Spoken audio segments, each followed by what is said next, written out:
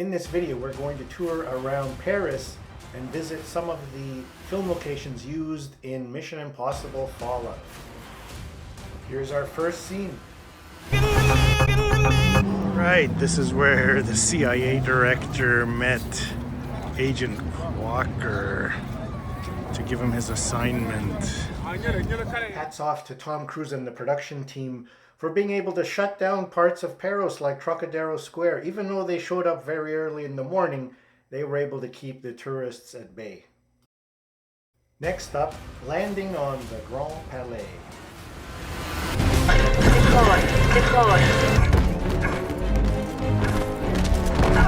Here's a shot of the Palais from across the street and a close-up shot. I'm at a restaurant called Le Général near l'Arc de Triomphe with a light beer and an entree of hummus sesame noir, a pain pita. Bass filet. Here's what's playing at the Grand Palais now. Next, we're off to the Boutique de la Comédie Française for a game of cat and mouse between Ethan and Ilsa. Ethan walks down this corridor and then is followed by Ilsa. It's around this area for him, but can't find Ethan. And within walking distance, we now move to Jardin du Palais Royal. Then she turns around right down the garden, and he's standing right down the middle. She approaches, and then the camera slants to the left, and they finally meet here and have their discussion.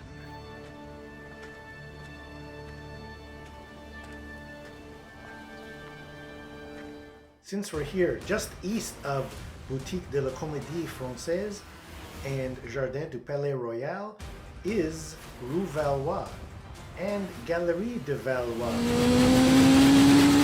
Galerie de Valois, where Ilsa speeds through on her motorcycle. And this street, Rue de Valois, this is where he runs over Ilsa. They filmed that down this street. Now time for another chase scene. We're going to start around the corner of Rue des Pyramides and Rue St Honoré.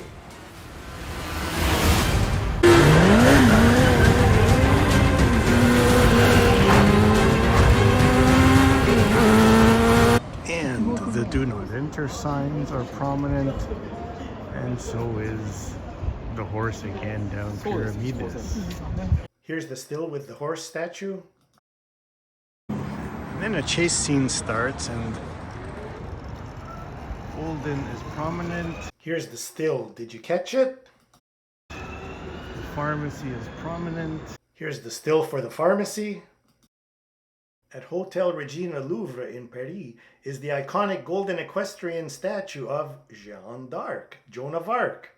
If you want to see this hotel and statue in another movie, check out the link in the top right for my chronicle of the Bourne Identity locations shot in Paris. Joan d'Arc, sculpted and inaugurated in 1874 by Emmanuel Frémier in this exact spot. It's also the spot where Joan of Arc was injured in 1429. For another scene from Mission Impossible Fallout, we will be at the Musée des Archives Nationales, Hôtel de Soubise. There, I found this letter. Later in the same chase scene, we'll see Ethan motorcycling north on Avenue de l'Opéra, heading right at the Académie Nationale de Musique.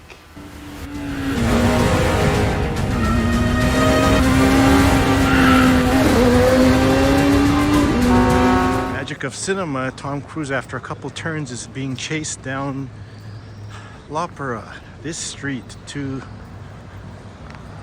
the Academy of Music. And yes, I am walking down the middle of the street.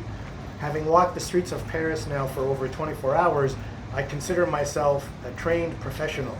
Kids, don't try this at home. Now that we've arrived, did you notice the Royal Opera Cafe at the beginning? Let's head back there for a sec.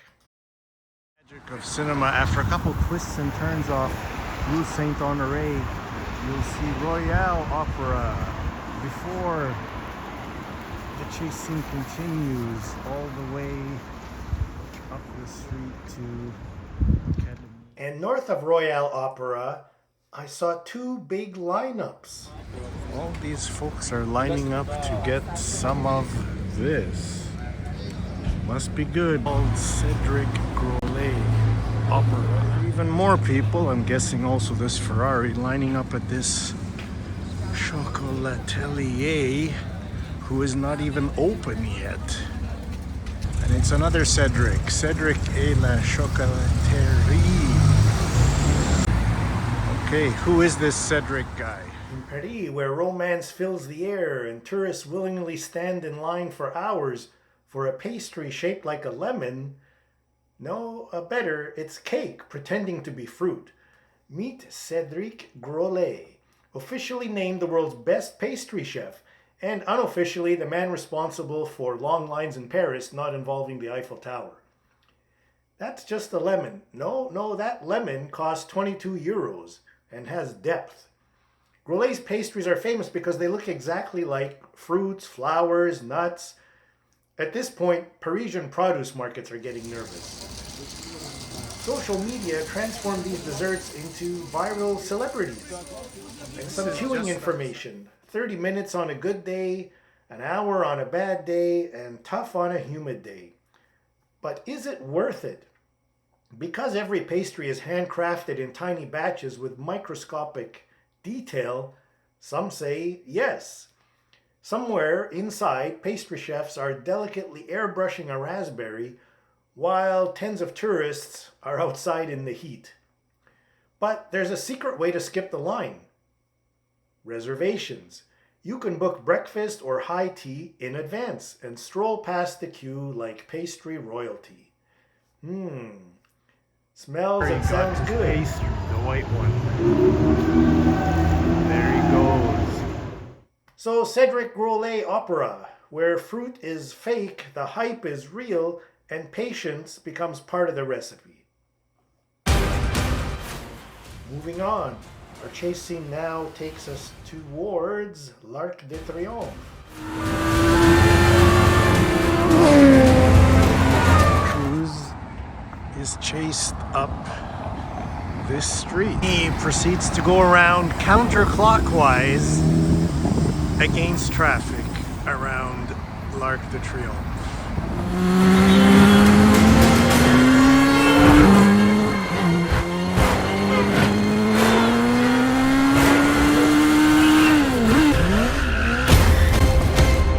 Have any of that magic spray from the World Cup?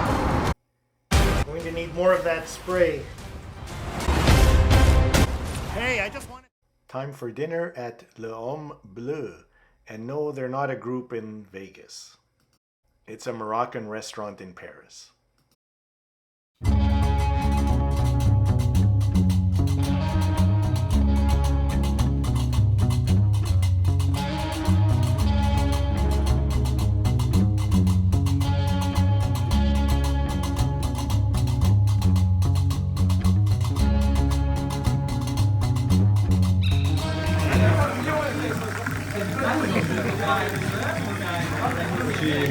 Some Moroccan mint tea. Moving on to the residence of the White Widow, which is actually the Musée des Archives Nationales, Hôtel de Soubise. They discuss how to free Solomon Lane. This was the White Widow's mansion while she stayed in Paris. Somebody's here. If you're coming here soon, hidden deep inside the National Archives of France is the story of a French teenager who became George Washington's favorite adopted son. Yes, America basically won part of its revolution because of one rich French kid who said, "No, Papa, I must go fight the British." This special exhibit is dedicated to Gilbert du Motier, Marquis de Lafayette, as Americans lovingly call him, the hero of two worlds, which sounds less like an 18th century general and more like a Marvel movie. Who was Lafayette? He was born into French nobility in 1757, meaning he had money, fancy clothes, and approximately 0 reasons to sail across the Atlantic and fight in someone else's revolution. But he read about the American colonies rebelling against Britain and thought, you know what? That sounds like fun. War. At just 19 years old, Lafayette secretly bought a ship and sailed to America against the wishes of the French king and basically everyone else. Imagine your teenager today saying, I'm dropping out of school temporarily to help overthrow the British Empire. Anyway, he goes and meets George Washington, and when he arrived in America, George Washington, who was 45, met Lafayette, who was 19. So this is one exhausted general, Washington, and one extremely enthusiastic French intern. Washington immediately liked him, apparently. Why? Because Lafayette volunteered to serve without pay. And Washington probably thought, finally, someone cheaper than Congress. Lafayette quickly proved he wasn't just some rich aristocrat playing military. At the Battle of Brandywine, he got shot in the leg and stayed on the battlefield, which earned Washington's respect immediately. Soon Lafayette became one of Washington's most trusted generals. More importantly, he became the connection between America and France. And this was huge, because at the time, America was basically fighting the world's strongest empire, using farmers, volunteers, borrowed shoes. They desperately needed French help. This is why Lafayette mattered so much. Here's the key thing. Lafayette helped convince France to fully support the American Revolution. France didn't just send baguettes and encouragement. They sent money, troops, weapons, ships, and military commanders. So I think without French support, America probably loses this war.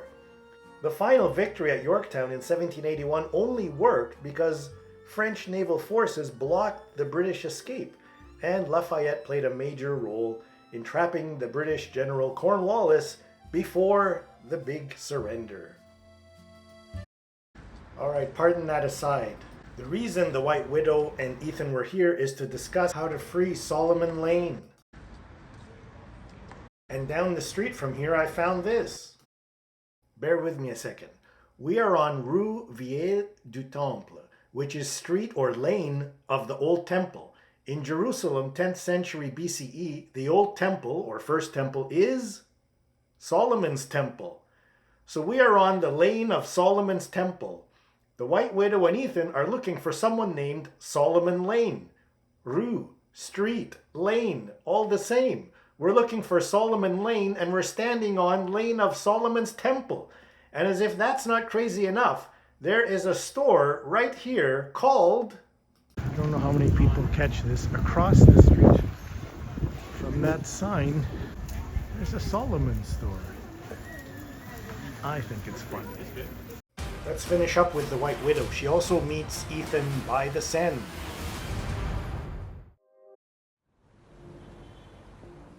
Go to London. I'm standing at Quai St Michel, where Ethan Hunt was talking to the White Widow at this exact spot. Moving on, now we're going to do the scenes related to capturing Solomon Lane. The helicopter first flies over Place de la Concorde.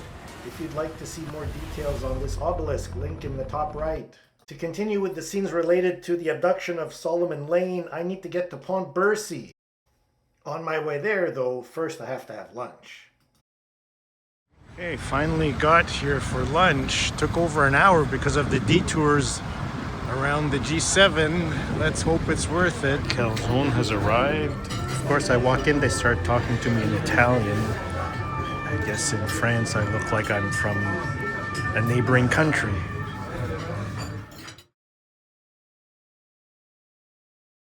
Bridge here because it's all closed for the G7s. Take a detour. This for G7. All this is for the G7. And I think these yellow things are their lunch. Lunch for the police, not the attendees of the G7. Okay, for the abduction of Lane, there are shots all along here. This is Pont Bercy.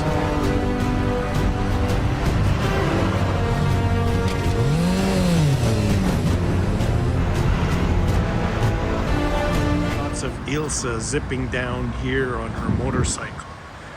Nice of the G7 to shut traffic so there's nobody in here. Then they dump a truck and make everybody turn down Quai St down this way, and you'll see the red and white do not enter.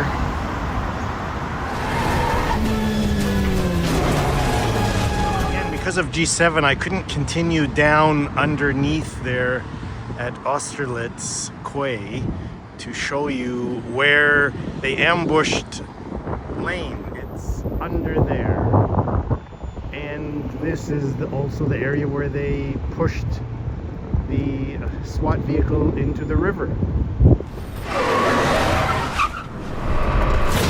For reference, my vantage point, I'm standing on the next bridge over, Pont Charles de Gaulle.